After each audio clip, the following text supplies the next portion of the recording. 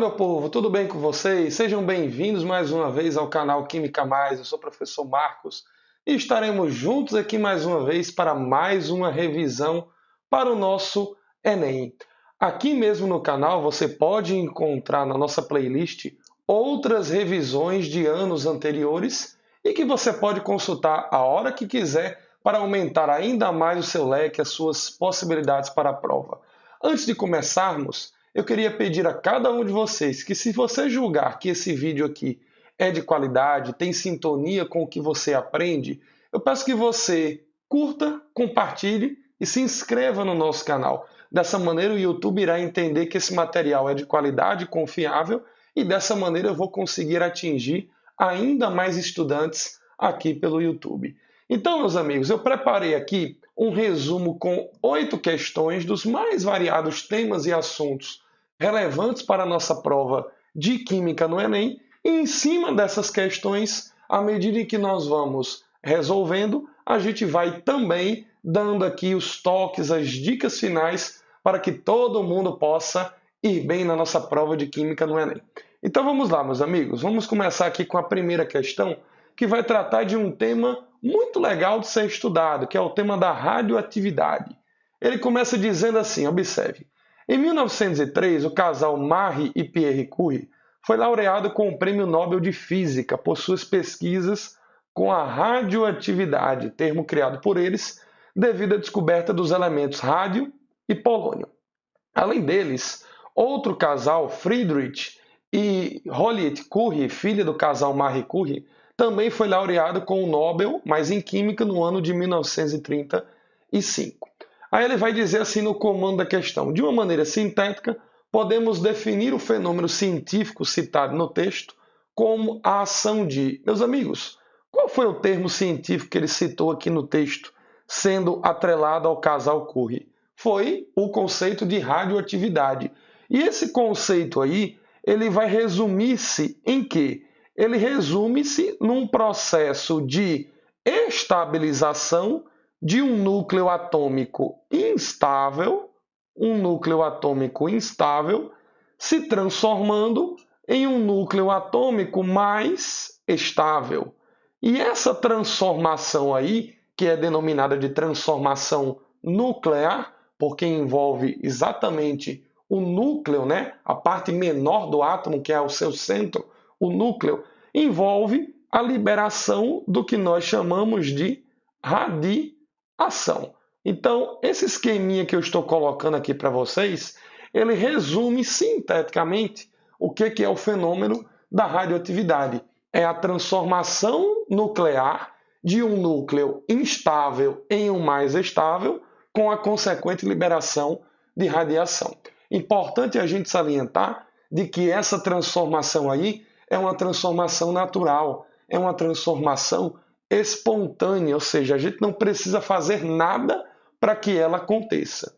E aí, essa radiação que é liberada pelo núcleo atômico instável, por alguns núcleos atômicos que são instáveis, ela é composta, vamos dizer assim, de duas predominâncias. A principal delas é a energia nuclear. E a radiação, vamos dizer assim, nuclear de caráter secundário está a cargo do que nós chamamos de partículas subatômicas.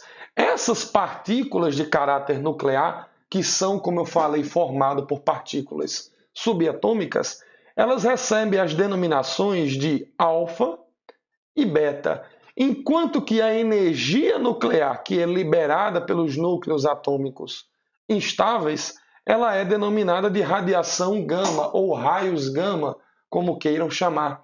Esses raios gamas aí compõem o conteúdo energético da radiação nuclear, sendo assim denominado também de radiação eletromagnética, uma radiação altamente penetrante, altamente veloz, vamos assim dizer, e recebe a designação de radiação ionizante. Ou seja, se um ser humano, se um ser vivo tiver contato não apenas com a energia nuclear, mas com qualquer outra partícula de caráter nuclear, essas radiações são capazes de promover mudanças em composições bioquímicas desses seres vivos, levando assim, em alguns casos, à morte, ou quando não leva-se à morte, leva-se a situações muito ruins, por exemplo, a nível de saúde. Então, essas radiações que nós citamos aqui, alfa e beta, que são exemplos de radiações físicas, radiações em forma de partículas, e os raios gama, que compõem a energia eletromagnética, é o que nós compreendemos como energia de caráter nuclear, ou radiação de caráter nuclear, melhor dizendo. Então, essas radiações aí, por exemplo, elas são muito mais nocivas do que outras radiações que nós temos contato no nosso dia a dia, como, por exemplo, ondas de celular, ondas de micro-ondas, aparelhos de rádio, luz. Todas essas manifestações são radiações provocadas por algum fenômeno não natural. Então, elas são radiações não ionizantes. Ao contrário, repito, das radiações de origem nuclear, que são radiações, por serem espontâneas, eles têm um poder, um poderio muito maior. Eles têm, por exemplo, uma capacidade energética, no caso os raios gama, uma capacidade energética muito maior do que os aparelhos de raio-x, por exemplo, que são exemplos de radiações não ionizantes. Belezinha? Então, essa explicação aqui, ela resume de uma maneira bem fiel, vamos dizer assim, o que é o fenômeno da radioatividade. Nós temos as radiações em forma de partículas e nós temos a radiação em forma de energia, os raios gama, que têm um poder destrutivo, vamos dizer assim, muito grande. Poder destrutivo esse que é utilizado, por exemplo, em armas nucleares, em bombas nucleares, é utilizado, trazendo um pouco para o lado benéfico, é utilizado em usinas nucleares para a obtenção de energia elétrica e é utilizado também em doses bastante controladas em tratamentos de doenças mais sérias, como, por exemplo, câncer. Estou falando diretamente dos tratamentos de radioterapia. Então, considerando tudo isso daqui, todo esse resumo, né, a gente pode marcar aqui que tipo de alternativa que resume o fenômeno de radioatividade. Nós temos a transformação de um núcleo instável em um mais estável, e essa transformação, que é espontânea, mais uma vez, ela acontece sempre com liberação de radiação, que pode se dar em forma de partículas ou em forma de energia, raio gama, ondas eletromagnéticas. A gente encontra isso sintetizado aqui na letra A de avião. Belezinha, meu povo? Importante a gente salientar também, né, já que a gente comentou dessas três radiações, né, partículas, alfa, beta e a radiação energética raio gama, é importante a gente salientar que o poder de ionização de cada uma dessas partículas ela é diferente umas das outras. Ionização, como eu falei, é a capacidade que uma radiação tem, seja ela em forma de partículas ou energia, de provocar mudanças na composição química ou bioquímica num corpo de um ser vivo. E esse poder de ionização, ele obedece a essa sequência aqui. Ó. A radiação alfa ela tem um poder de ionizar muito maior que o beta, que tem, por sua vez, um poder de ionizar maior do que o gama. Quando a gente estabelece como fator de comparação o poder de alcance ou o poder de penetração dessas partículas, ou seja, o quanto que essas partículas podem penetrar nos objetos, nos materiais ou até mesmo num corpo de um ser vivo, de um ser humano, aí a ordem ela se inverte. O poder de penetração dos raios gama, por serem conteúdo extremamente energético, é maior do que a radiação beta, do que as partículas beta, que por sua vez é maior do que a radiação, do que as partículas alfa. Então, fica feito aí, vamos dizer assim, essa ressalva sobre essas duas características das radiações nucleares, o poder de ionização e o poder de penetração. Beleza, meus amigos? Vamos para a nossa questão aqui de número 2, vamos falar um pouquinho aqui de química orgânica agora. A questão vai dizer o seguinte, ó. O geraniol é um álcool terpênico insolúvel em água naturalmente encontrado nos óleos essenciais de citronela. gerânio, limão e rosas, entre outras espécies vegetais. Sua molécula contém um grupo funcional álcool, 2 carbonos terciários e 18 átomos de hidrogênio. Então, esse detalhamento, essa caracterização que ele está fazendo da molécula do geraniol é extremamente necessário porque é a partir dessas informações que nós vamos identificá-las. Considere as estruturas de vários compostos que possuem odores característicos. Ele deu aqui 5 compostos para a gente. E vai perguntar lá embaixo, com base nas informações do texto, o geraniol é representado pela estrutura. Meus amigos, vamos começar aqui com a função orgânica que ele diz que está presente nessa molécula do geraniol, que é a função álcool. Como é que a gente reconhece um álcool, hein? É uma das funções orgânicas mais simples que nós temos. Como que é esse reconhecimento? A função álcool se dá pelo grupo funcional que nós chamamos de hidroxila, grupo OH, ligado diretamente a um átomo de carbono saturado. Professor, o que é um átomo de carbono saturado? É aquele que só faz ligações simples entre os carbonos. Então, é um átomo de carboninho em que ele vai estar ligado a outros carbonos apenas por ligações simples. Isso está relacionado com as classificações de cadeias carbônicas. Então, carbono saturado ligado a grupo OH compõe a função álcool. Aonde que eu consigo encontrar, só em analisar essas funções, aonde que eu consigo encontrar um álcool aqui nessas 5 moléculas dispostas? Eu consigo, ora, encontrar um álcool aqui. Observe, eu tenho o grupo OH ligado a um carbono saturado, aqui no composto 5. No composto de número 4, eu também observo a presença de um grupo hidroxila, ligado a um carbono que só faz também ligações simples. E no composto 3, eu também enxergo um grupo OH ligado diretamente a um carbono que só faz ligações simples. Então, essas 3 moléculas aqui, 3, 4 e 5, são moléculas que possuem álcool. E as outras duas, hein?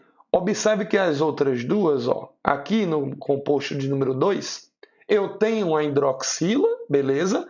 Só que ele está ligado a isso daqui, meu povo, a um carbono que não é saturado, é um carbono insaturado. E eu vou além. Se você observar essa estruturazinha aqui, o que você tem aqui nessa estrutura, meu povo? Um anel aromático. Então você tem um grupo hidroxila ligado a um anel aromático. Isso daí é chamado de fenol. Isso não é um álcool. Isso compõe a função chamada de fenol, que é justamente a ligação do grupo hidroxila diretamente com o carbono de um anel aromático, beleza? Então, só em analisar a função orgânica do composto 2, eu já excluo ele da jogada. E o composto 1 aqui tem uma maldade. Você pode até pensar no primeiro momento, eita, olha o composto 1 aqui com esse HO, que é a mesma coisa de OH. Esse HO, ele está ligado a esse carboninho aqui. E eu não estou vendo esse carbono fazer ligação dupla nem tripla. Então, isso daí também conferiria-se na função álcool? De jeito nenhum. Povo, a maneira com que ele está colocando essa função orgânica no composto 1 é a maneira que nós chamamos de forma condensada. Se você observar, esse carbonozinho aqui, ele está ocultando, o autor da questão está ocultando as ligações que esse carbono que eu aponto está realizando. Vamos fazer essas ligações aí aparecerem? Observe só. Este carbono que eu estou apontando aqui, ele está se ligando com o resto da cadeia carbônica, portanto, uma ligação. E aí, ele vai ter um átomo de oxigênio e um átomo de hidrogênio para completar suas 4 ligações. Pensa comigo, o átomo de hidrogênio é um elemento que só faz uma única ligação. Então, esse H que está aparecendo aqui, ele só tem a possibilidade de fazer uma ligaçãozinha. E o oxigênio é um átomo bivalente, ou seja, faz 2 ligações químicas. Então, a única possibilidade para que esse carbono, esse oxigênio e esse hidrogênio completem as suas ligações é estando assim, o carbono ligado duplamente com o oxigênio e realizando uma ligação simples com o hidrogênio. Gente boa, esse grupo funcional que está se apresentando aqui agora, que eu fiz ele aparecer, é um grupo funcional caracterizado por ter o quê?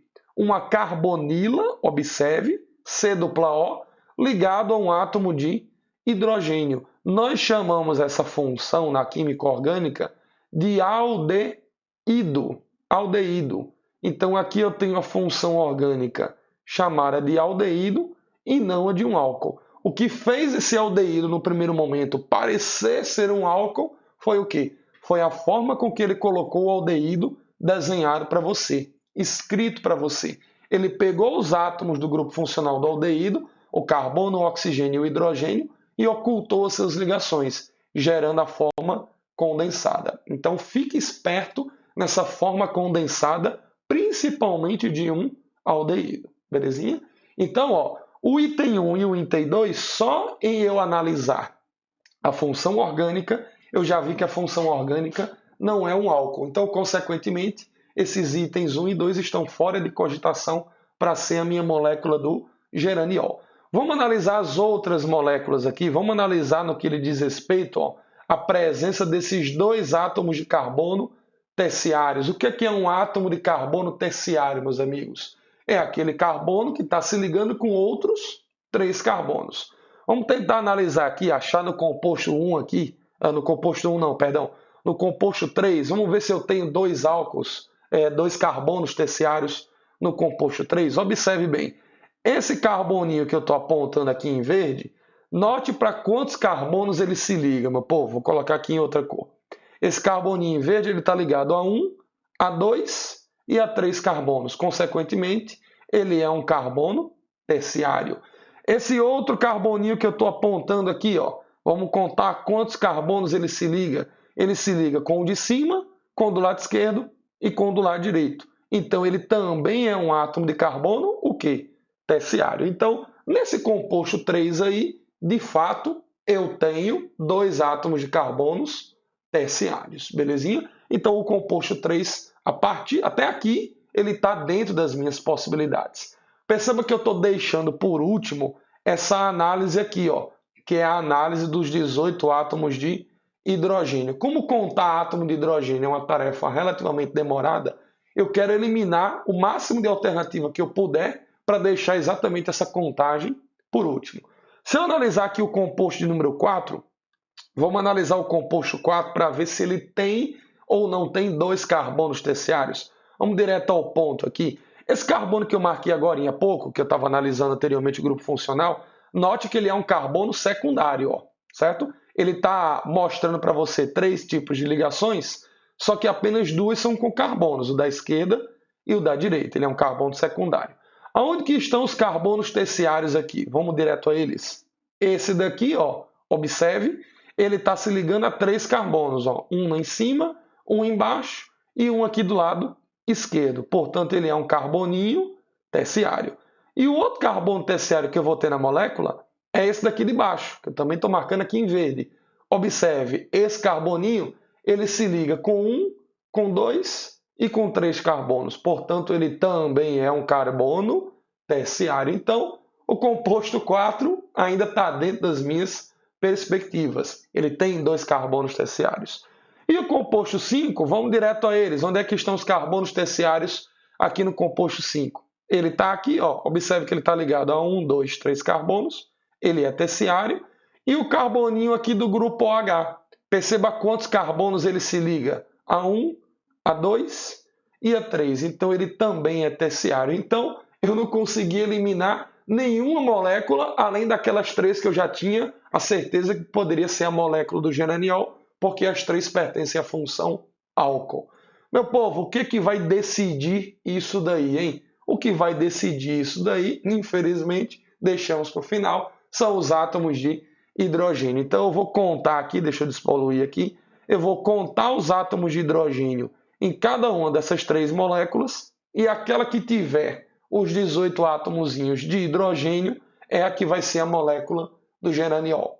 Vamos lá, meu povo, como é que eu faço essa contagem? Primeiro, a fórmula do jeito que a cadeia está desenhada, que é a fórmula em zigue-zague, ela permite a gente estabelecer o quê?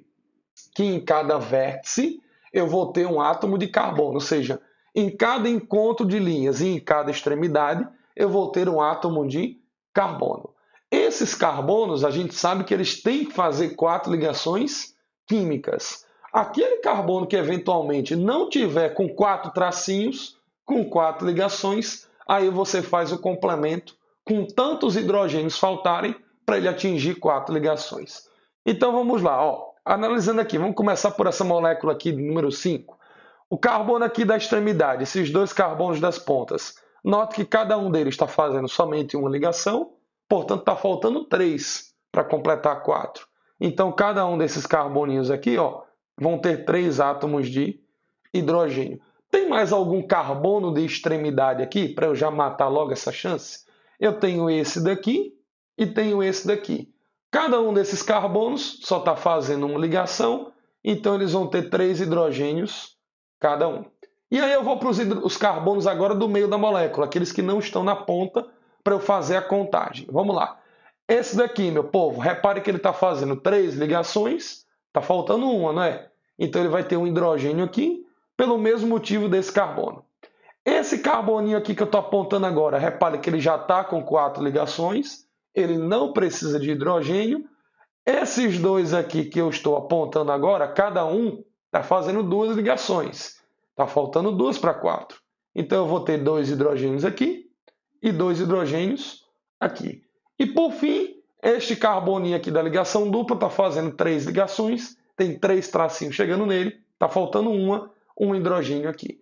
Esse carboninho aqui ele não precisa de hidrogênio, repare que ele já está com 4. Meu povo, vamos contar os hidrogênios aí. Repare só, os hidrogênios que estão nos carbonos das pontas. Observe, ó, 3, 6, 9, 12. E no meio da molécula, 13, 14, 15, 16, 17, 18, 19 e esse aqui do grupo OH que já estava aí presente o tempo todo. Portanto, eu tenho aqui 20 átomos de hidrogênio. Não é a nossa molécula que nós estamos procurando. O item 5 está errado. Vamos para a molécula de número 4 agora. A molécula de número 4, bora lá, bem mais rápido. Ó. Nesse carboninho aqui eu vou ter 3 hidrogênios, porque está faltando 3 ligações. Nesse daqui está faltando um hidrogênio. Este carbono não precisa. Este carbono aqui precisa de um hidrogênio, porque está com 3 ligações. Esse carboninho aqui de baixo, esse carboninho aqui de baixo está fazendo 2 ligações, falta 2. Este daqui não precisa, esse falta 2 e esse da ponta faltam 3. E esses 2 aqui de cima agora, esse carboninho aqui está com 3 ligações, está faltando uma, e esse aqui de cima está com 2 ligações, está faltando 2. Vamos lá, meu povo, vamos contar aqui os átomos agora. Aqueles que estão nas pontas, 3 aqui e 3 aqui, são 6. E os que estão no meio da molécula, vamos lá contar. Eu tenho 6 até agora, né? 8, 10, 12, 13, 14, 15 e esse aqui do grupo OH dando 16. Então eu tenho 16 átomos de hidrogênio nessa molécula de número 4. Ela também não é a nossa molécula. Deixei justamente para o final, olha que coincidência, justamente aquela que deve ser a nossa resposta correta. Vamos contar aqui os hidrogêniozinhos em cada carbono. Aqueles carbonos de ponta, de extremidade. Está faltando 3 aqui, está faltando 3 aqui, está faltando 3 aqui. Os carbonos do meio da molécula agora, na parte interna da molécula. Aqui não falta nenhuma ligação. Neste daqui está faltando uma. Aqui está faltando 2. Aqui falta 2. Nesse daqui já está completo com 4, não falta nenhuma. Aqui falta uma ligação e aqui faltam 2 ligações. Vamos fazer a contagem agora para a gente ver que fez correto. Vamos lá. 3, 6, 9. E os carbonos do meio da molécula agora? 10, 12, 14, 15, 16, 17. E esse daqui que já estava o tempo todo, 18 átomos de hidrogênio, portanto a nossa molécula que tem a função álcool, que tem 2 carbonos terciários e que tem os benditos 18 hidrogênios, é a molécula de número 3, a gente encontra isso na letra C de casa. Beleza, meu povo? Lição dessa questão, uma tarefa relativamente simples essa, de localizar carbono, contar hidrogênio, mas principalmente características de carbono, no caso carbono terciário, né? E identificar as funções orgânicas quando ele dá as fórmulas condensadas. É importante a gente também ter na mente, meu povo, outras duas funções, fazendo um pouquinho a mais do que a questão pediu aqui, outras duas funções, além do aldeído aqui, para a gente reconhecer elas de maneira condensada. A função talvez mais importante de todas seja essa daqui, ácido carboxílico. Eu digo que ela é a mais importante porque ela é matéria-prima para vários compostos orgânicos que nós temos, inclusive, no nosso cotidiano. Então, assim é a função de um ácido carboxílico, C+O ligado a OH. Como é que ele poderia resumir essa cadeia carbônica aqui? Esse R que eu coloquei aqui representa a cadeia carbônica. Como é que ele poderia resumir essa função orgânica aqui no jeito condensado?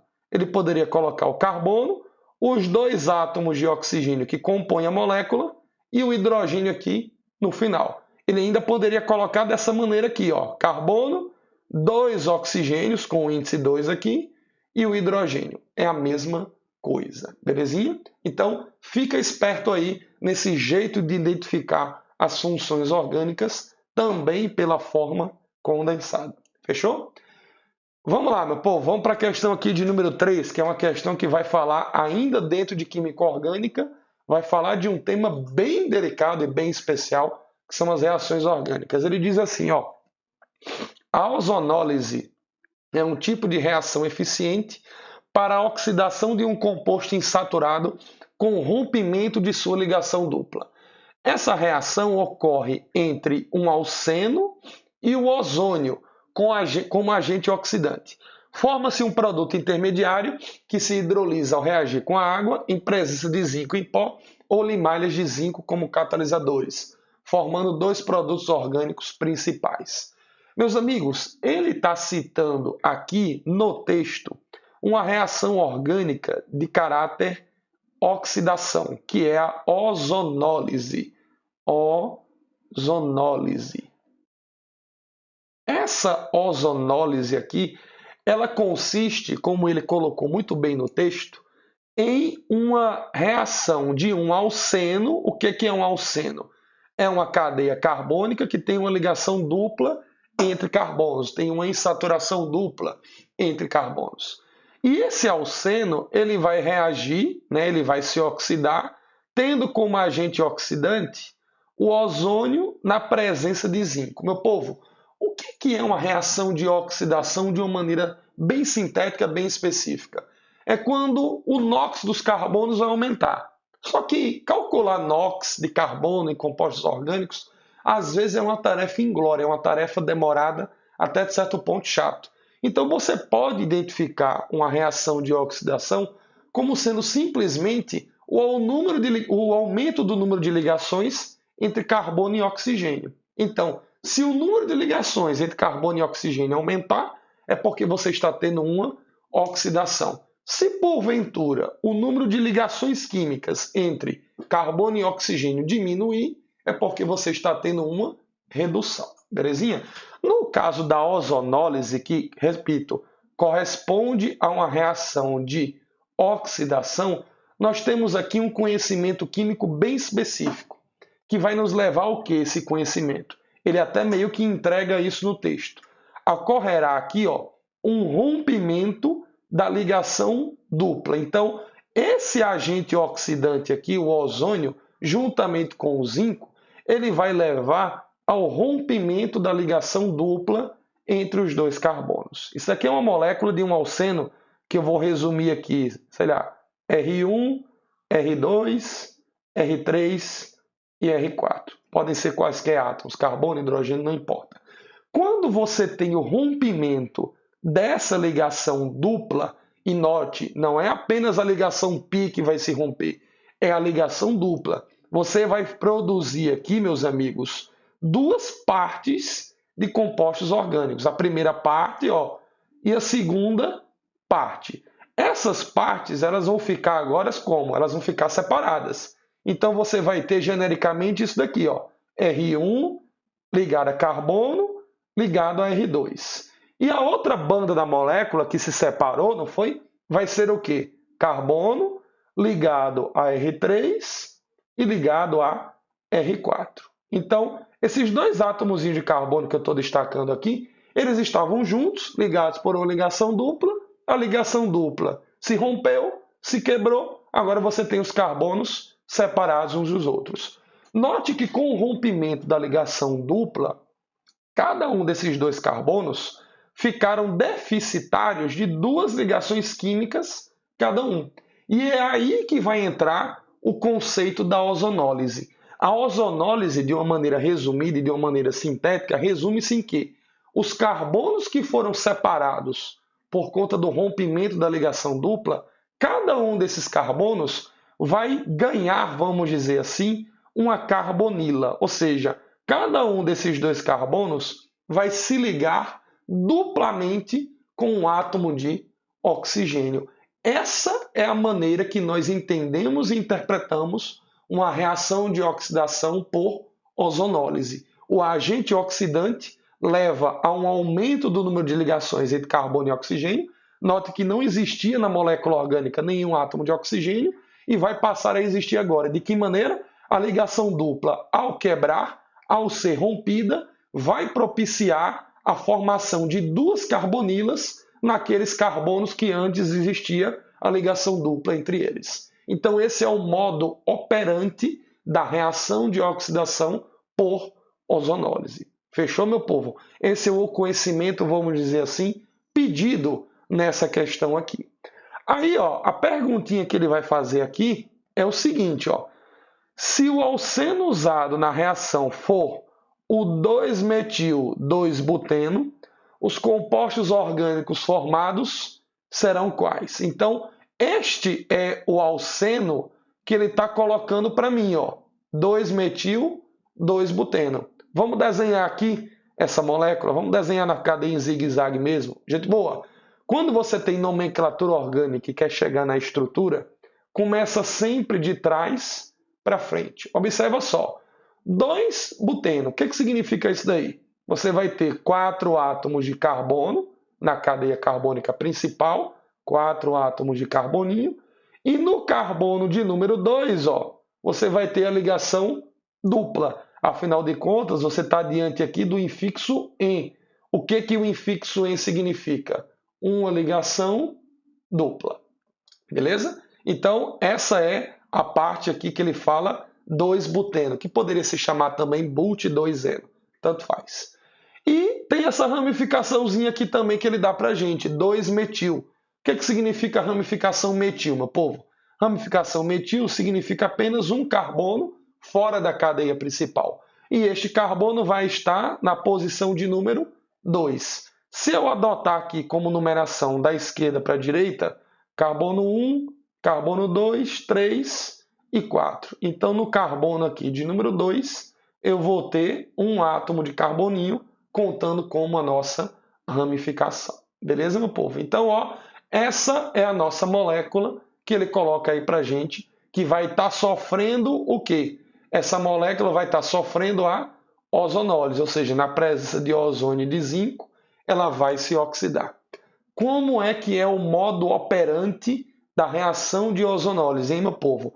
O agente oxidante vai vir aqui na ligação dupla, ó, e vai quebrar a ligação dupla ao meio. Vai gerar duas bandas de moléculas orgânicas. A banda aqui da esquerda, ó, que vai ter 3 carbonozinhos, e a banda aqui da direita, que vai ter 2 carbonozinhos. Então, vamos anotar isso aqui no lado do produto. Então, ó, eu vou ter 3 carbonos, 1, 2, 3.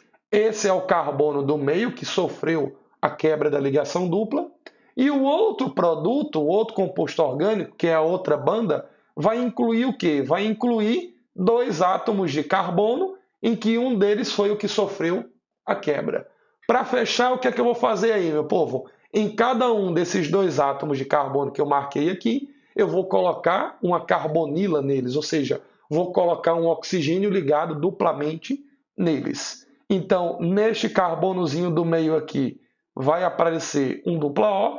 e nesse carbonozinho aqui de ponta vai aparecer um dupla O, beleza? Esse é o modo operante da reação de ozonólise. Fechou, meu povo? Chegamos nos produtos aqui formados. Eu vou numerar esses produtos aqui em produto de número 1 e produto de número 2. Ele está perguntando para você aqui qual que é o nome desses produtos. Para eu chegar no nome do produto, eu primeiro preciso saber qual é a função que está presente neles. Observe só. No composto produzido aqui, que eu numerei de 1, o que é que você tem, meu povo?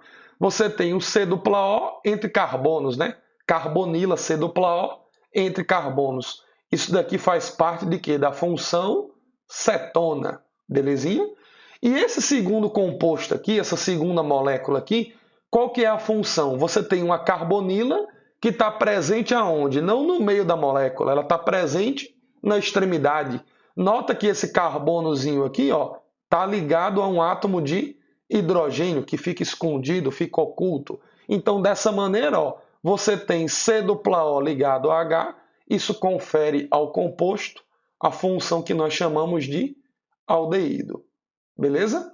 Agora que nós já sabemos a função orgânica de cada um desses dois compostos, a gente nomeia eles de acordo com as regras de nomenclatura. Gente boa, como é que eu nomeio aqui uma cetona, hein? Eu vou colocar o prefixo dos carbonos, que são 3, portanto, prefixo prop, só há ligação simples entre eles, infixo an, e como se trata de uma cetona, a cetona ela vai terminar com ona, sufixo ona. Então o nome desse compostozinho aqui é chamado de propanona. Belezinha? Já o nosso aldeído, como é que eu vou nomear aqui o aldeído? Vou fazer a mesma coisa. Botar o prefixo que indica os carbonos, botar o infixo que indica a ligação entre os carbonos e o sufixo que indica a função orgânica. Vamos lá. Aqui na molécula do aldeído, observe que eu tenho 2 carbonos. O prefixo para 2 carbonos, et. Como só há ligação simples entre esses carbonos, infixo an. E como a função é um aldeído, funções aldeído, eu termino com o sufixo al. Letra A e letra L.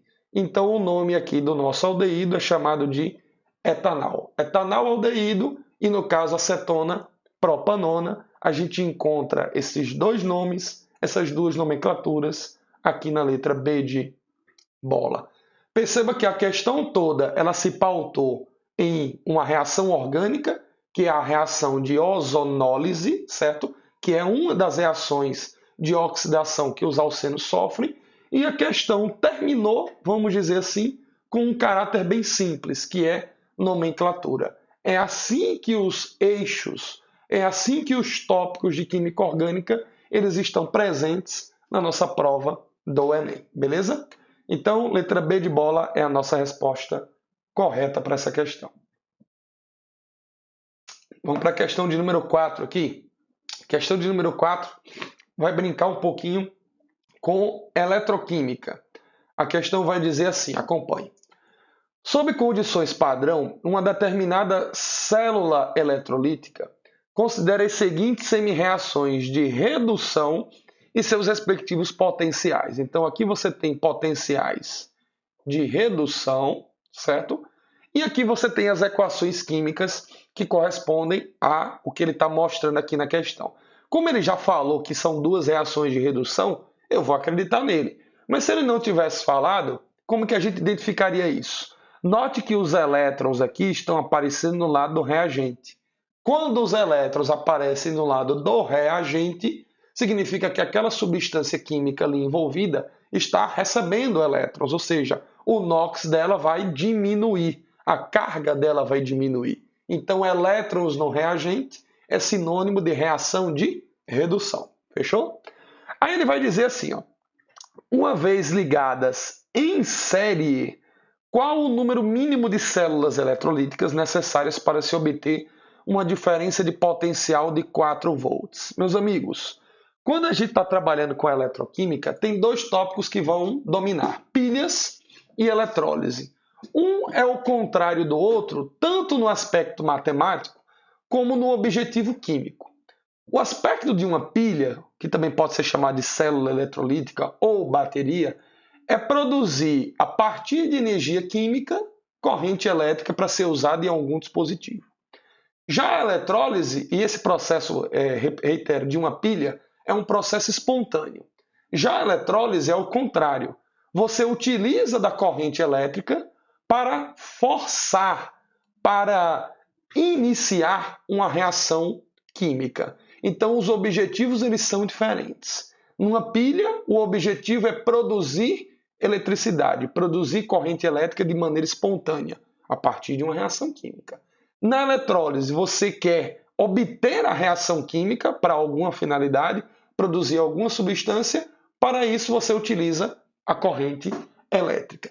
Do ponto de vista matemático, a DDP em uma pilha, ela vai ser sempre positiva. Se você observar aqui o comando da questão, ele quer saber, a gente ainda vai lidar com isso, ele quer saber quantas pilhas eu preciso ter para ter uma diferença de potencial de 4 volts. Portanto, é uma diferença de 4 volts, mais 4 volts. Portanto, é uma diferença positiva. Então, nós estamos diante de uma pilha. Meus amigos, se liga só aqui na parada. Com as equações de redução que ele me deu aqui, eu consigo calcular qual que vai ser a DDP de uma pilha formada por esses dois eletrodos aqui. Como que a gente faz o cálculo da DDP de uma pilha? Uma das maneiras de fazer o cálculo é você pegar a diferença entre os potenciais de redução. Você faz assim, ó, você pega o potencial de redução maior e subtrai pelo potencial de redução menor. Esse é o jeito mais clássico de se calcular a DDP de uma pilha. É pegar o potencial de redução maior, subtrair pelo potencial de redução menor. Como que vai ficar esse cálculozinho aqui, hein? O potencial de redução maior é o do primeiro aqui, né? Que é do dicromato, que ele está colocando aqui na equação de número 1, CR2O7. Então você vai ter o potencial dele, 1,33 volt, menos o potencial de redução menor, que no caso aqui é do iodo, 0,53. Então, menos 0,53. Quando você fizer esse cálculozinho aqui de subtração, essa diferença, você vai chegar no valor de mais 0,8 volts. Portanto, essa é a diferença de potencial gerado por uma pilha, por uma única pilha, por uma única célula eletrolítica formada por esses dois eletrodos que ele coloca aqui. Porém, ele não quer produzir essa voltagem aqui. Ele quer produzir uma voltagem, repito mais uma vez, de 4 volts. Meus amigos, vou citar aqui uma aplicação bem interessante dessas células eletrolíticas. Está na bateria de um carro, a bateria de um automóvel de rua, por exemplo. A bateria de um automóvel de rua, ela fornece uma voltagem total de aproximadamente 12 volts. E nessa bateria, a maneira com que ela é feita, ela é produzida na indústria automobilística, ela é produzida colocando-se em série, ou seja, um depois do outro, em fileirinhas, pequenas cubas eletrolíticas à base de ácido sulfúrico, pastas contendo ácido sulfúrico, de maneira que essas cubas eletrolíticas estão numa quantidade de 6 cubas e cada cuba gera uma voltagem de 2 volts. Então, pensa comigo, na bateria de carro, eu vou ter 6 placazinhas, 6 cubas eletrolíticas, cada cuba com uma voltagem de 2 volts. Como essas voltagens, como essas cubas eletrolíticas, melhor dizendo, estão em série, uma ligada com a outra, em série, como se fosse uma fileirazinha de peças de dominó, em que uma está colada com a outra, então a voltagem total desse conjunto aqui é a soma individual de cada cuba eletrolítica.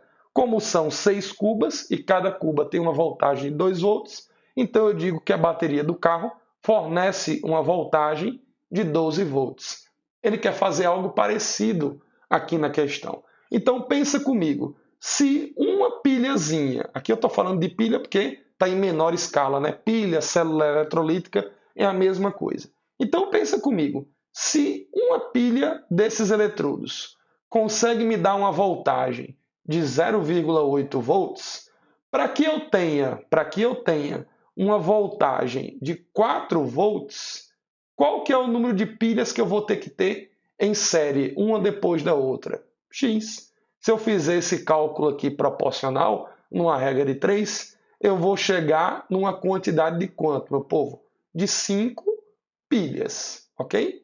Antigamente, né, acho que hoje ainda deve ter, a gente tem aqueles carrinhos de controle remoto, e as pilhas desses carrinhos de controle remoto, elas são pilhas como essas do cotidiano, pilhas de controle remoto, pilhas de TV, por exemplo, né, de controle de TV, só que essas pilhas são todas ligadas umas às outras. Então, a voltagem de uma pilha se soma com a voltagem de outra, que vai se somando, vai se somando. Então, o conjunto de pilhas que você tem ali fornece a voltagem que você tem para aquele equipamento eletrônico, seja um carrinho de corrida, seja um automóvel em maior escala, ou seja, um simples teste físico-químico que nós queiramos fazer. Então, eu vou precisar de 5 pilhas, né? 5 pilhas ligadas em série, 5 células ligadas em série, para alcançar a voltagem de 4 volts. A gente encontra isso daqui na letra E de elefante. Beleza, meu povo? Um conhecimento aí que associa, vamos dizer assim, né? Pilhas, do ponto de vista químico, cálculo de diferença de potencial, com essa parte mais física, que é a parte em que você aumenta a voltagem para determinado equipamento eletrônico, colocando as pilhas, as células em série. Belezinha? Essa foi a nossa questão, então, sobre eletroquímica. Vamos para a próxima aqui, questão de número 5. Vamos falar um pouquinho aqui de equilíbrio químico. A questão 5 vai dizer assim para a gente, acompanhe. Os resíduos químicos produzidos em laboratório de ensino e pesquisa devem ser tratados adequadamente e antes de serem descartados, né? Questão ambiental, etc. e tal. A remoção de íons crômio 3 de soluções descartadas é feita pela adição de solução de hidrogeno-fosfato de sódio, ele deu a fórmula aqui, com a formação do composto insolúvel fosfato de crômio 3, que é o CrPO4, representado no equilíbrio reacional. Então você tem aqui os íons de crômio 3 reagindo com a parte aniônica do ácido que ele colocou lá, do sal que ele colocou lá, do hidrogênio fosfato de sódio, produzindo aqui o compostozinho insolúvel e liberando H+. A liberação desse H+, quer dizer o quê, meu povo? Quer dizer que esse meio aqui é um meio ácido, beleza? Aí ele vai dizer, a formação do fosfato de crômio 3, que é essa substânciazinha aqui, CrPO4, é favorecida ao se adicionar ao equilíbrio reacional uma solução aquosa contendo o quê? Contendo íons de que substância? Meus amigos, se o meio é ácido, observe o seguinte, para eu favorecer essa substância aqui, que é o CrPO4, que é o fosfato de crômio 3, o que ele quer dizer com favorecer essa substância? Quanto mais eu deslocar o equilíbrio químico para a direita, mais dessa substância eu vou produzir. Concorda com isso? A substância que eu quero produzir está no produto. Então, quanto mais produto eu formar, mais daquela substância estará sendo produzida. Então, uma maneira de favorecer a determinada substância é deslocar o equilíbrio químico, deslocar a reação química para o lado daquela substância. Observe aqui que eu estou diante de uma reação reversível. Se a reação é reversível, ela acontece naturalmente nos dois sentidos ao mesmo tempo. No sentido direto, que forma um produto, e no sentido inverso, que forma o reagente. Isso é o que nós conhecemos como equilíbrio químico. Mas nós podemos interferir nesse equilíbrio químico para que a reação possa ser deslocada ou para um lado ou para o outro, dependendo do interesse industrial, vamos dizer assim. Então, o que o comando da questão orienta aqui é que quanto mais eu deslocar a reação, repito, para a direita, mais do produto eu vou formar. Que maneiras a gente tem de fazer um deslocamento de uma reação, meus amigos? O princípio de Le Chatelier nos diz o quê? Que eu posso promover deslocamento de reação se eu mudar a concentração, a pressão ou a temperatura da reação química. Como aqui no comando ele está se referindo a adição de outras substâncias, então ele vai estar testando apenas e tão somente apenas o fator da concentração. E aí como é que a concentração pode interferir no equilíbrio? Bora relembrar aqui. Se eu provocar o aumento da concentração de uma substância, esse deslocamento de reação ele vai se dar para o lado oposto. Ele vai se dar, deixa eu escrever aqui direitinho, ele vai se dar para o lado oposto. Agora, se eu provocar a diminuição, se eu diminuir a concentração de alguém presente no equilíbrio, aí esse deslocamento ele se dará para o mesmo lado da substância. Vamos testar aqui as possibilidades e ver qual delas eu vou conseguir deslocar o equilíbrio para o produto. Na letra A aqui, ele está falando de uma solução aquosa de NaBr. Meus amigos, uma solução de NaBr, ela se dissocia, já que é um sal, e ela vai liberar o quê? Na e Br-. Observe que nenhum desses íons aqui, nem o Na+, nem o Br-, está presente no equilíbrio químico. Então, a adição dessa substância aí não iria interferir em absolutamente nada. Na letra B de bola, você tem a substância KNO3, que também é um sal, né? É o nitrato de potássio. Assim como o NaBr, ele sofre dissociação, formando K+, e NO3-. Nenhum desses íons também está presente no equilíbrio químico. Então, a adição dessa substância aí não iria mudar em absolutamente nada. Na letra C de casa, olha o que é que eu vou ter na letra C. Hidróxido de sódio, NaOH. Povo, o que é o hidróxido de sódio? É uma base. Ela é um composto de caráter iônico, assim como os dois anteriores. A dissociação dela vai ficar como Na+, e OH-. Aí você pode pensar, professor, eu nem tenho Na+, e nem tenho OH- lá no equilíbrio químico, então também não vai mudar nada. De fato, esses dois íons aí não estão presentes no equilíbrio. Mas você lembra do que eu falei aqui logo no início da questão? A presença de H+ no equilíbrio confere a este equilíbrio aí um meio ácido. E aqui, meu povo, se você observar, como eu estou diante de uma base, essa base ela libera íons OH-. De fato, eu não tenho íon OH- no equilíbrio químico. Mas por se tratar de uma substância de caráter básico, o que uma base faz quando ela se encontra com um ácido? Ela anula, ela cancela, ela neutraliza. Então, o grupo OH- dessa base irá neutralizar quem? Aquele íon que confere acidez ao equilíbrio. Irá neutralizar o H+. Nós chamamos esse efeito, meu povo, em que uma base, no caso o grupo OH-, neutraliza o meio ácido, que é neutralizar os íons H+, nós chamamos isso daqui de efeito do íon não comum. Efeito do íon não comum. O que é esse efeito do íon não comum? É quando você provoca, por exemplo, uma reação de neutralização por você inserir uma base no meio que já está ácido. E aí, como o grupo OH-, repito, vai neutralizar o H+, o que significa isso para o equilíbrio químico? Esse H+ aqui, ele vai começar a ter a sua concentração reduzida. Ele vai começar a ter a sua concentração diminuída. Por que ele vai diminuir de concentração?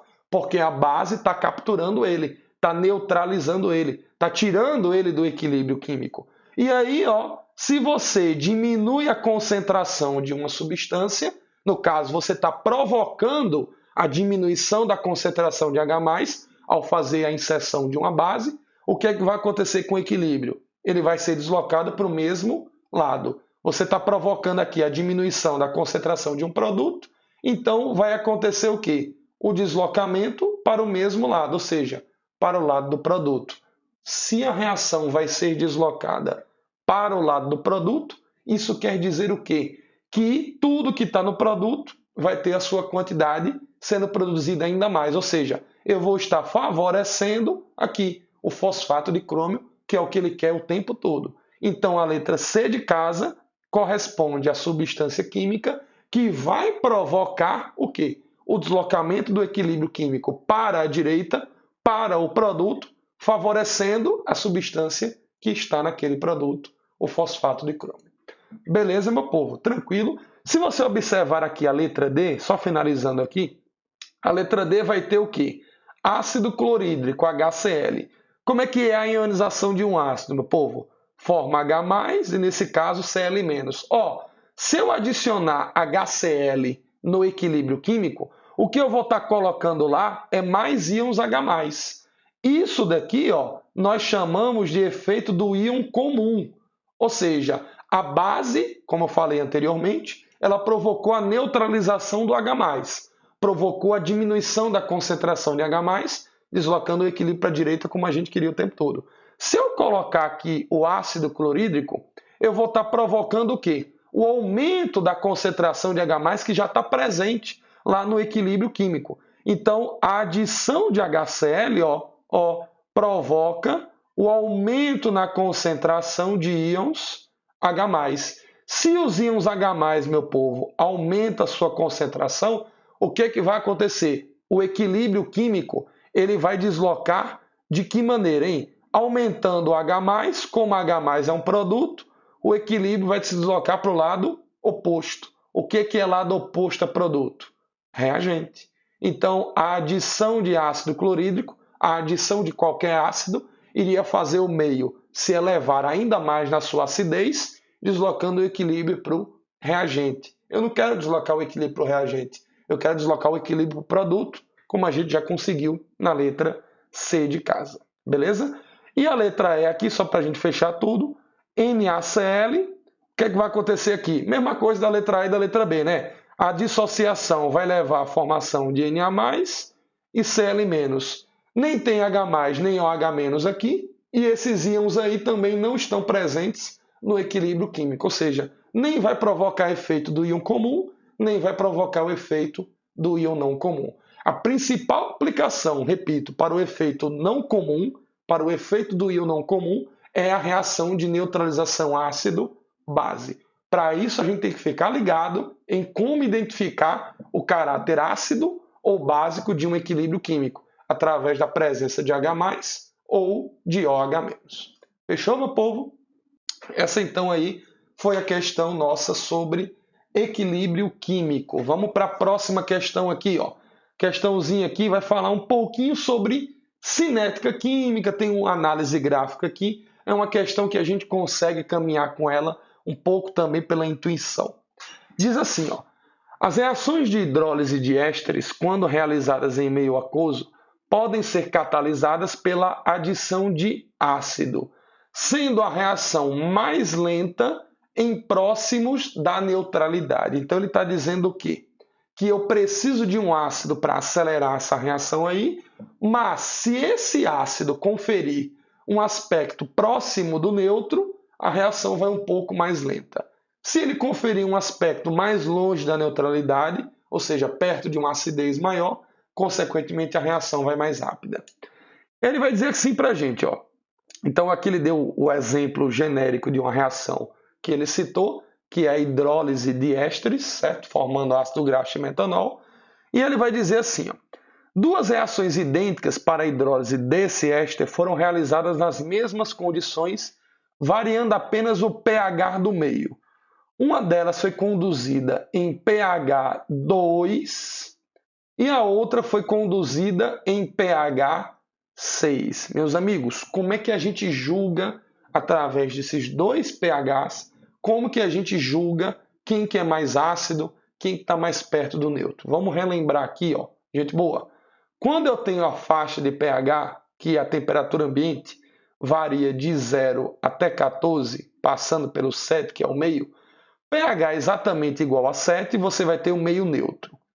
Quanto menor for este pH, ou seja, quanto mais perto do zero, significa que mais ácido vai ser a solução, vai ser o meio reacional. Então, esses dois pH aqui, conforme você está vendo, pH 2 e pH 6, ambos são menores do que 7. Então, ambos estão conferindo um meio ácido para a reação química. Só que um deles é menor do que o outro, em termos de pH. Um pH é menor do que o outro, que no caso aqui é o pH 2, concorda?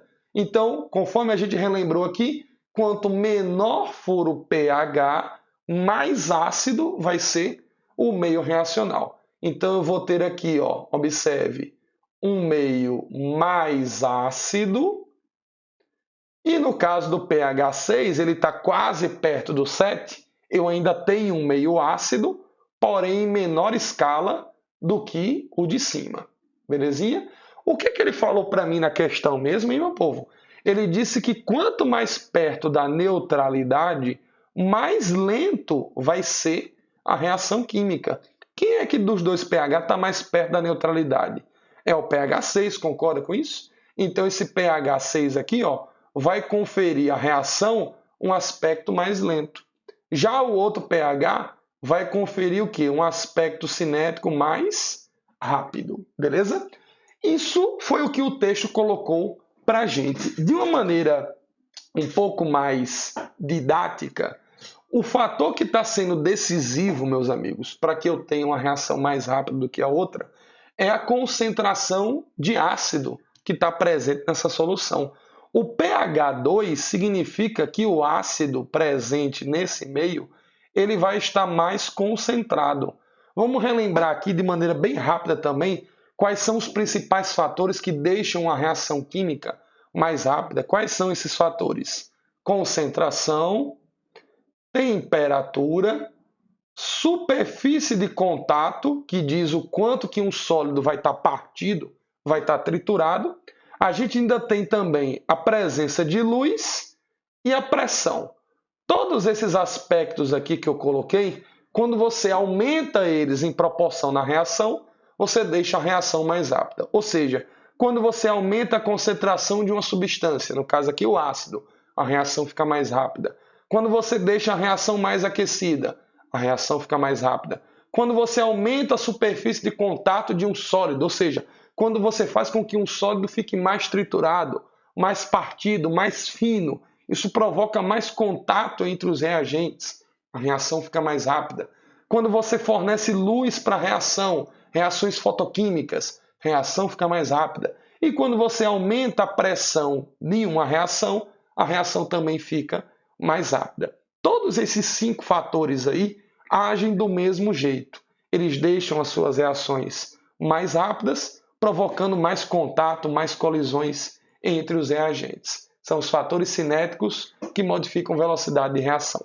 E aí eu não poderia deixar de falar, embora a questão nem vai passar perto disso, eu não poderia deixar de citar aqui, meu povo, o catalisador. O catalisador, ele é uma substância química qualquer, mas que em determinada reação química, ele pode atuar diminuindo a energia de ativação dessa reação. Consequentemente, a diminuição da energia de ativação de uma reação faz com que o muro energético dessa reação, quando eu digo muro energético, é o muro que a reação precisa vencer para que ela aconteça, para que ela chegue no seu final. Esse muro, essa energia ficando menor, significa dizer que a reação chega ao seu fim mais rapidamente. Eu costumo brincar em dizer que a energia de ativação é como se fosse um muro que nós, reagentes, precisamos atravessar. Se esse muro é muito alto, é muito grande, então demora mais tempo para a gente escalar ele. Se esse muro é pequenininho, consequentemente a gente consegue escalar ele mais rapidamente e atravessá-lo mais rapidamente. Pois muito bem, a energia de ativação é como se fosse um muro energético da reação química. Então o catalisador, repito, ele vai atuar diminuindo essa pedida energética da reação, diminuindo a energia de ativação da reação, consequentemente deixando a reação mais veloz, mais rápida, beleza? A gente fez todo um resumo aqui dessa parte um pouco mais teórica relacionada à cinética química. Mas, voltando para a nossa questão, o fator que vai estar envolvido aqui, que ele colocou para a gente contextualizando é o fator do pH. Como eu coloquei, o pH menor significa que o meio está mais ácido, ou seja, a concentração de ácido está maior, consequentemente a reação fica mais rápida, beleza? Então, depois de tudo isso que a gente citou, vamos voltar aqui para a pergunta, para o comando da questão. Ele vai dizer assim, ó, qual dos seguintes diagramas representa de forma mais adequada a quantidade de ácido graxo formada em função do tempo de reação para as hidrólises de pH 2 e de pH 6? Você observa que em cada gráfico que ele coloca aqui, em cada diagrama, ele dá duas curvinhas, vamos dizer assim, uma curvinha azul, representando o processo de pH 2, e uma curvinha em vermelho, tracejado, representando o processo em pH 6. Meus amigos, como é que a gente representa, chega na resposta de maneira adequada, utilizando apenas aquilo que a gente conheceu? Bom, se os diagramas estão representando a quantidade de ácido graxo, pensa comigo, ácido graxo é um produto da reação. Então, ao longo do tempo, o que é que vai acontecendo com o produto da reação química? Ele vai se formando, ele vai aumentando a sua quantidade até parar de ser produzido. Então, se todos os diagramas aqui estão falando sobre o ácido graxo, ele coloca isso daqui bem claramente para a gente, então significa dizer que o meu diagrama tem que representar a substância se formando ao longo do tempo. E o que é a substância se formando ao longo do tempo, meu povo? É a substância aumentando a sua quantidade. Vou botar um Qzinho aqui de quantidade. Os produtos aumentam as suas quantidades ao longo do tempo. Então, os meus diagramas, para eu pensar em responder um deles, eu tenho que ter as curvas indicando um aumento de quantidade. E como é que uma curva vai indicar um aumento de quantidade? Essa curva ela tem que ser crescente ou decrescente? Tem que ser crescente. E os únicos diagramas que mostram para mim curvas que estão crescendo à medida que o tempo passa, ou é a letra A ou é a letra C. Observe que a letra E, as duas curvas são decrescentes, a letra D, as duas curvas são decrescentes. Isso não corresponde à dinâmica de um produto, de uma reação química, que é sempre de aumentar a sua quantidade ao longo do tempo. E a letra B de bola, você observa que você tem uma curva em azul subindo, mas a outra curva vermelha está caindo. Ora, a única diferença das duas reações que ele fez na reação é que uma vai ser mais rápida do que a outra. Uma vai terminar antes do que a outra. Mas se eu estou representando aqui diagramas que mostrem o produto ao longo do tempo, as duas curvas têm que subir ao longo do tempo. E eu só observo isso ou na letra A, repito, ou na letra C de casa. Então a resposta vai ficar entre uma dessas duas alternativas. Como que eu faço para saber qual que é a correta? Aí aqui entra um pouquinho sutilmente de análise gráfica. Meus amigos, qual que é a reação mais rápida mesmo? É aquela que vai ter um pH igual a 2, não é? Porque aqui tem o pH igual a 6, que é mais perto da neutralidade. Ele disse no texto que era a reação mais lenta. Então eu já sei que a de pH 2 vai ser a reação mais rápida. Olha aqui para a letra A. Se você observar, a curva em azul da letra A, que representa exatamente o pH 2, ela é uma curva que sobe mais rápido e ela estabiliza mais rápido, ou seja, ela chega ao seu fim, vamos dizer assim, a sua constância, num tempo anterior. Já a curva em vermelho, se você observar, ela chega na mesma linha da curva em azul, só que ela demora mais, ela está mais alongada. Então a curva azul aqui, ela chega ao nível máximo num tempo anterior do que a curva em vermelho. O que isso daí indica? Indica que a reação representada pela curva azul foi uma reação que foi uma reação mais rápida. E por que ela foi mais rápida, meus amigos? Porque ela está com um meio mais ácido, ela está com pH 2. Se você observar no gráfico da letra C, o gráfico da letra C está sugerindo o quê? Que quem é mais rápido aqui é a curva em vermelho. Perceba que é a curva em vermelho que chega no teto, vamos dizer assim, na quantidade máxima, num tempo anterior que a curva em azul. Então, a curva em vermelho aqui está representando a reação mais rápida. Mas a gente viu que a curva em vermelho, na legenda aqui sendo trazida com pH 6, o pH 6 vai representar exatamente a reação mais lenta, a reação mais devagar. Então, o gabarito aqui, a resposta compreendido na alternativa da letra C, não faz sentido no que diz respeito às informações que ele trouxe para a gente no texto.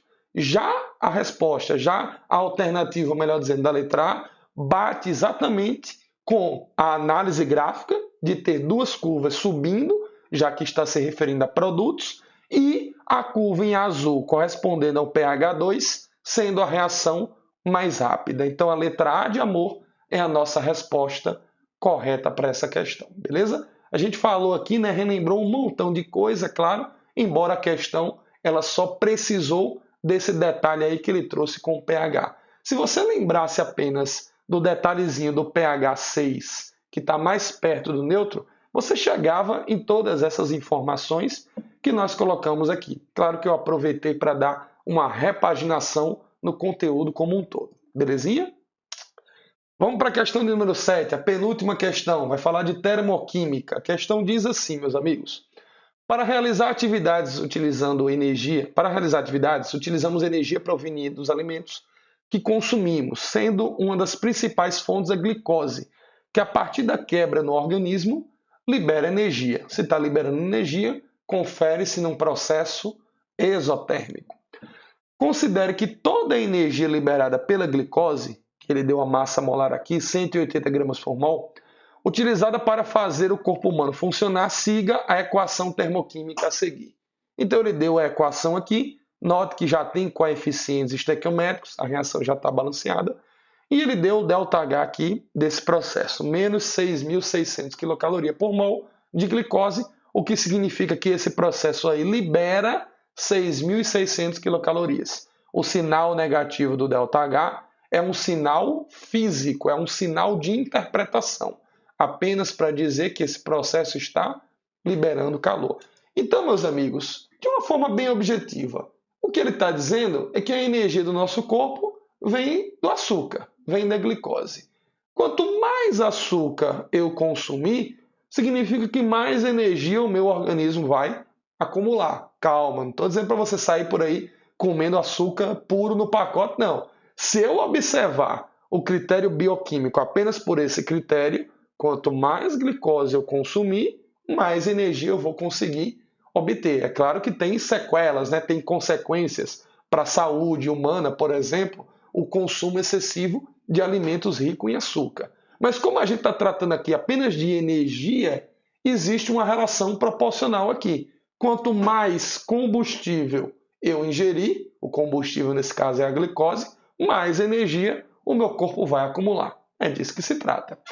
Aí o comando da questão vai dizer, levando em consideração que para nadar, para praticar atividade de natação, uma pessoa comum consome 660 quilocalorias por hora, qual o consumo de glicose em gramas que essa pessoa deve fazer para nadar durante 2 horas? Meus amigos, antes da gente começar com o contexto químico, se a gente analisar somente o comando da questão, a gente já pensa aqui numa situação matemática a se fazer. Se ele disse para mim que em cada hora para nadar, o atleta precisa consumir 660 quilocalorias de energia do corpo humano, então, para nadar 2 horas, ou seja, o dobro, eu vou precisar consumir quanto de energia? O dobro, concorda com isso? O dobro de 660 vai ser 1.320 quilocalorias. Então, essa é a quantidade de energia que o atleta, que a pessoa comum precisa gastar para que ela possa nadar as 2 horas. Se ela precisa consumir essa energia e ele está fazendo uma pergunta de quanto de glicose eu preciso consumir só para essa atividade, então o que é que eu vou fazer, meus amigos? Eu vou fazer aqui uma relação proporcional entre a glicose, que é o C6H12O6, e a quantidade de calor que está sendo mostrada para mim aonde? No ΔH. A quantidade de energia que está sendo mostrada no ΔH, 6.600 quilocalorias. Pense comigo, pense comigo. Ele está dizendo para mim, na equação química, ó, que a cada coeficiente 1 de glicose, ou seja, a cada 1 mol de glicose, eu tenho quanto de energia sendo liberada, meu povo? 6.600 quilocalorias. Só que como ele está fazendo a pergunta usando uma massa de glicose, como ele está querendo saber a quantidade de glicose, observe para as alternativas, como ele está querendo saber em massa, então eu vou abandonar essa proporção aqui em número de mol e vou passar esse número de mol para massa. Como que eu faço essa transição de mol para massa? Tá aqui, ó, eu vou usar a massa molar da substância. A glicose tem uma massa molar de 180 gramas por mol. O que isso quer dizer? Que cada 1 mol de glicose eu vou ter 180 gramas. Então, ao invés de eu colocar aqui 1 mol, eu vou botar a massa desse 1 mol, 180 gramas. Então, com isso, eu estabeleço uma proporção entre massa de glicose e energia por ela sendo fornecida. É importante salientar que isso daqui tem tudo a ver com estequiometria, que é o assunto químico em que você relaciona proporcionalmente quantidades de duas substâncias presentes em quaisquer reações. A diferença é que aqui eu também posso, na termoquímica, nas equações termoquímicas, fazer essa proporção usando o quê? Usando a energia proposta pela reação química. Energia proposta essa que vai aparecer sempre no ΔH, vai aparecer sempre na variação de entalpia. Então, o que eu fiz aqui foi relacionar o número de mol de glicose com a quantidade de energia produzida por essa reação. Não precisa pegar o sinal negativo, porque o sinal negativo, repito, é apenas para dizer que o processo está liberando energia, beleza? E repito, como a questão pede massa de glicose, eu troco a grandeza de mol por uma grandeza de massa, usando, repito, a massa molar. Então, dessa maneira, está aqui, ó, proporção usando massa de glicose com quantidade de energia. Mas aí, para que a pessoa possa fazer a sua natação durante 2 horas, ela não vai precisar dessa quantidade toda de energia. Ela vai precisar só dessa daqui, não é? 1.320. Então, para precisar de apenas 1.320 quilocalorias, qual vai ser a quantidade de glicose proporcional a isso daí? X. Eu estabeleço esse valor usando uma simples regra de 3. Belezinha? Corta um zero daqui, um zero daqui, corta um zero daqui com um zero daqui, fica mais facilzinha a conta. Você vai fazer, então, 18 vezes 13 dividido por 66 no fim das contas. Quando você fizer esse cálculozinho aí, você vai chegar no valor igual a 36 gramas de glicose. É a massa necessária que deve ser consumida para que você tenha exatamente a energia para poder fazer a atividade de natação durante 2 horas. A gente encontra isso na letra B de bola. Beleza, meu povo? Vamos lá, vamos aqui então agora para a última questão da nossa aula de revisão para o Enem, a questão de número 8, uma questão que eu trato sobre propriedades físicas de substâncias. Vamos lá, garganta hidratada, vamos para a questão. Diz assim: a tensão superficial de um líquido é uma propriedade que está intimamente relacionada ao tipo de força intermolecular que ocorre entre suas moléculas constituintes. Ela se refere basicamente à medida da resistência do filme que parece cobrir a superfície do líquido. Acredito eu que todo mundo já viu aqui uma imagem, ou se não na vida real, de uma mariposa, um mosquito, por exemplo, pousando na superfície de água. Parece que ele está pousando como se um humano estivesse andando pela calçada, por exemplo, ou por uma estrada. Então, essa ideia da tensão superficial da água faz com que a camada superficial de um líquido, por exemplo, possa parecer mais rígida do que o que realmente ela é. Claro, um humano não consegue andar pela água. Por que então uma mariposa, um pernilongo consegue pousar sobre a água? Primeiro, porque ele tem uma massa levinha, Mas mesmo com uma massa levinha, por se tratar de um líquido, de um fluido, ele deveria afundar, não deveria pousar. Ele só consegue pousar porque existem forças embaixo desse líquido que conferem, entre aspas, uma certa rigidez à camada superficial desse líquido. Nós chamamos essa ideia de tensão superficial. Se for no caso da água, tensão superficial da água. Se for de qualquer outro líquido, também a ideia é exatamente a mesma. E o que confere essa tensão superficial, essa rigidez na superfície de um líquido, é justamente o resultado das suas forças intermoleculares presentes naquele sistema. Então vamos lá. Ele diz assim: a imagem abaixo apresenta 3 frascos hermeticamente fechados, todos a 20 graus e a 1 atm de pressão, cada qual contendo o mesmo volume de 3 substâncias puras. Então, ele deu aqui essas substâncias para a gente. Substância água, que a gente conhece muito bem, né? Molécula de H2O. Substância acetona, aqui ele apelou um pouquinho. A acetona é um nome vulgar, vamos dizer assim, é um nome não oficial para a substância orgânica chamada de propanona. Se você for no supermercado ou mesmo numa farmácia comprar acetona, aquele líquido removedor de esmalte, esse líquido é oficialmente chamado pela química orgânica de propanona. Usualmente, cotidianamente, ele é chamado de acetona. Beleza? E o terceiro líquido aqui você tem hexano. O que vem a ser o hexano, meu povo? É uma nomenclatura orgânica que submete ao quê? 6 átomos de carbono numa cadeia aberta, ligações simples entre elas, e o sufixo O significa o quê? Só carbono e hidrogênio. Ou seja, eu estou diante de um hidrocarboneto. Belezinha?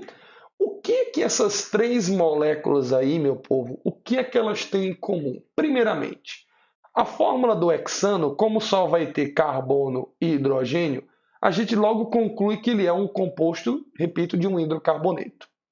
A acetona, a propanona, ela é uma molécula, como eu acabei de colocar, o nome oficial sendo chamado de propanona, a sua estrutura orgânica vai ser CH3, C-O, CH3.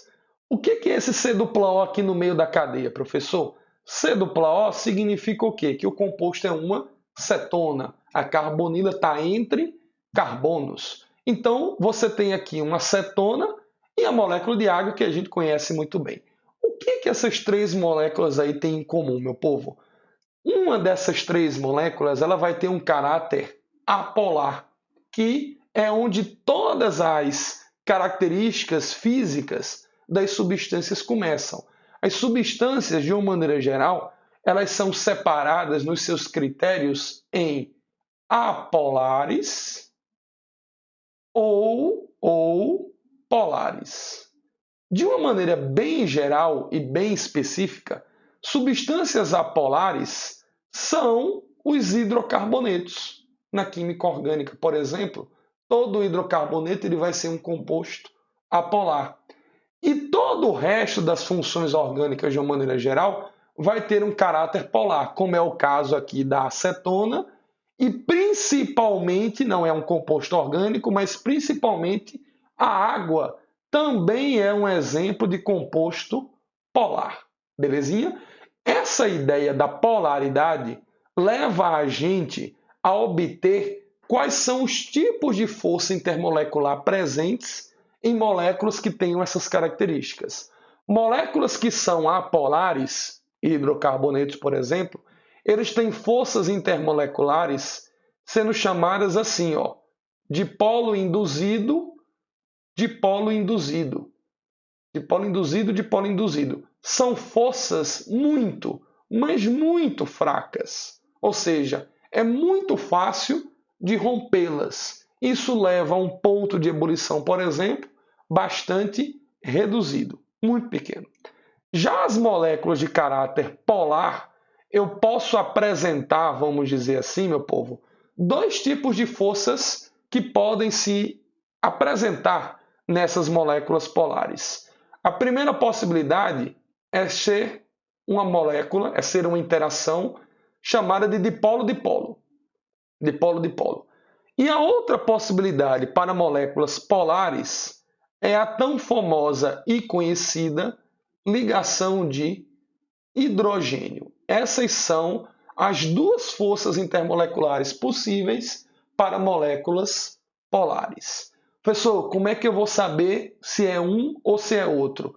Porque quando a molécula é apolar, como no caso aqui do hexano, não tem dúvida. A molécula do hexano sendo apolar, porque ele é um hidrocarboneto, o tipo de força intermolecular presente vai ser o quê? Dipolo-dipolo, que é uma força, como eu já falei, muito fraquinha. Agora, se a molécula ela é de caráter polar, como eu falei aqui, meu povo, a água é uma substância polar e a acetona, que é uma cetona na química orgânica, também é uma substância de caráter polar, por conta aqui do oxigênio. Nos compostos orgânicos, a gente pode fazer essa separação, uma separação geral. Hidrocarbonetos são todos apolares e todo o restante dos compostos orgânicos, as suas funções, elas são sempre polares. A acetona está entre elas, belezinha? Então, eu tenho aqui duas substâncias de caráter polar. Quando a substância é polar, como é que eu vou saber a força intermolecular daquela substância? Porque pode ser dipolo-dipolo ou pode ser ligação de hidrogênio. Como é que eu vou saber? Você vai saber identificando isso daqui. A ligação de hidrogênio ela é uma ligação bastante específica. Ela é uma ligação conferida toda vez que você tem o átomo de hidrogênio ligado a um desses três elementos aqui, flúor, oxigênio ou nitrogênio, chamado de grupo FON, flúor, oxigênio ou nitrogênio. Quando você tem o hidrogênio ligado a um desses três átomos, a sua molécula polar ela vai ter uma capacidade de polaridade muito maior do que outras. Então isso vai conferir um aspecto de polaridade muito maior do que as outras. Então é assim que a gente determina essa polaridade maior, chamando a força intermolecular de ligação de hidrogênio, que é uma força intermolecular bastante forte, bastante intensa. Belezinha? Então, molécula polar que tenha hidrogênio ligado a um desses três elementos aqui, a força vai ser do tipo ligação de hidrogênio. Agora, se a molécula polar não tiver o hidrogênio ligado a um desses três aqui, então só pode ser por exclusão forças de dipolo-dipolo. Se você vier para cá, a molécula de água, embora ela não seja um composto orgânico, mas você observa que a molécula de água tem oxigênio ligado a hidrogênio, duas vezes inclusive. Então a molécula de água apresenta o quê? Apresenta ligações de hidrogênio como forças intermoleculares. Já a molécula da acetona ou da propanona, que é a mesma coisa, você observa, deixa eu colocar um pouco mais embaixo aqui para despoluir lá de cima, a molécula da propanona, ela é assim, carbonila entre dois carbonos. Na molécula da propanona, que é polar, eu não tenho hidrogênio ligado a nenhum dos três elementos aqui citados, flúor, oxigênio ou nitrogênio. Então significa dizer, meu povo, que essa é uma molécula, repito, polar, mas que como ela não tem ligação de hidrogênio, então eu vou chamar a força intermolecular de quê? De dipolo-dipolo. Belezinha? É dessa maneira que, resumidamente, a gente lida com as forças intermoleculares. Show? Vamos aqui então, levando-se em consideração as informações mencionadas acima, bem como a polaridade de cada uma dessas três substâncias, as duas primeiras polares e o hexano apolar, é possível afirmar corretamente que, vamos lá, letra A, as moléculas de hexano e acetona apresentam o mesmo tipo de força intermolecular. Povo, se elas têm polaridades diferentes, o hexano é apolar, porque é um hidrocarboneto, enquanto que a acetona é polar, então é claro que as forças intermoleculares serão diferentes. O hexano vai ter uma força de dipolo induzido, certo? DI, dipolo induzido, enquanto que a acetona, sendo polar, ela vai não tendo ligação de hidrogênio, ela vai ter uma força chamada de dipolo-dipolo. Não confunda porque os nomes são bem parecidos mesmo, certo? Induzido é para moléculas apolares, forças fracas. E dipolo-dipolo apenas, sem o nome induzido, é para moléculas polares que não tenham ligações de hidrogênio. Belezinha? Então o item A aqui está falso. Letra B. A água é a substância que apresenta maior tensão superficial. Lembra que a gente começou a questão falando exatamente disso daí? Que a tensão superficial é o resultado de todas as forças intermoleculares presentes no líquido e que essas forças meio que empurram a camada superficial, a camada externa do líquido, tornando elas com um certo rigor rígido, fazendo com que elas sejam mais resistentes do que elas naturalmente seriam. Então, como é que eu sei que a água, nesse caso, vai ter a maior tensão superficial? Eu tenho que analisar a força intermolecular dela. E das três substâncias aqui, a água ela é a única substância que apresenta, mais uma vez, isso daqui, meu povo. Apresenta hidrogênio ligado a um dos três elementos citados, que são os mais eletronegativos. No caso aí, o oxigênio. Então, a água, por ser a única a apresentar ligação de hidrogênio, ela é a única substância dessas três que vai ter a maior força intermolecular, a força mais forte, mais resistente. Então, isso vai conferir para a sua superfície uma resistência maior do que o normal. É o que justifica o fato de um pernilongo pousar sobre a superfície da água. Então, a letra B de bola é a nossa resposta. Vamos ver as outras aqui rapidinho. Letra C. A acetona é a substância que apresenta as forças intermoleculares mais fracas. Povo, as forças intermoleculares mais fracas ficam por conta de quê? De moléculas apolares, que têm as suas forças de dipolo induzido bastante enfraquecidas, que no caso aqui é a substância do hexano e não da acetona. A acetona, mais uma vez, vai ter forças de dipolo-dipolo que não são nem muito fortes, nem muito fracas. Vamos colocar aqui um moderado para elas, só para não deixar sem classificação. Beleza? Então a letra C está falsa. Letra D. Tem uma coisa interessante na letra D que eu vou comentar também com vocês. As moléculas de acetona interagem entre si por meio de interações do tipo íon-dipolo. A gente já viu que isso é falso. As interações da acetona, sendo moléculas polares sem ligação de hidrogênio, ela se dá do tipo dipolo-dipolo. Agora, não poderia deixar isso daqui passar batido, meu povo. A interação íon-dipolo, ela acontece sempre em que eu tenho uma mistura entre duas substâncias. E essa mistura vai envolver um composto iônico juntamente com um composto polar. Como é que é isso, professor? Deixa eu diminuir eu aqui rapidinho. Quando você tem, por exemplo, o NaCl, meu povo, é o resultado de quê? De atrações eletrostáticas entre dois íons, né? O sódio positivo e o cloro negativo.